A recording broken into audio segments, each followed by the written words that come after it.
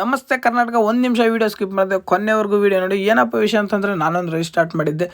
Solo raid, ಒಂದು concept raid, ಒಂದು ಚಿಕ್ಕದಾಗ ಒಂದು ಅವೇರ್ನೆಸ್ಗೋಸ್ಕರ. ಏನಪ್ಪ ಕಾನ್ಸೆಪ್ಟ್ ಅಂತಂದರೆ, protect animals avoid road accidents ಅಂತ.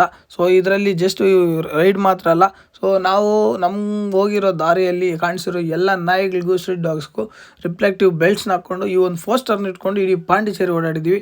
ಹೌದು, ನಾವು ಹೋಗಿರೋ ಟ್ರಿಪ್ ಬಂದು ಪಾಂಡಿಚೇರಿಗೆ. ಯಾಕಪ್ಪ ಅಂತಂದರೆ ಇಲ್ಲಿ ನವೆಂಬರ್ 1 ಇಂಡಿಪೆಂಡೆನ್ಸ್ ಡೇ. ಅದರಿಂದ ಈ ಒಂದು ರೈಡ್ ನಾವು ಮಾಡಿದ್ದೀವಿ.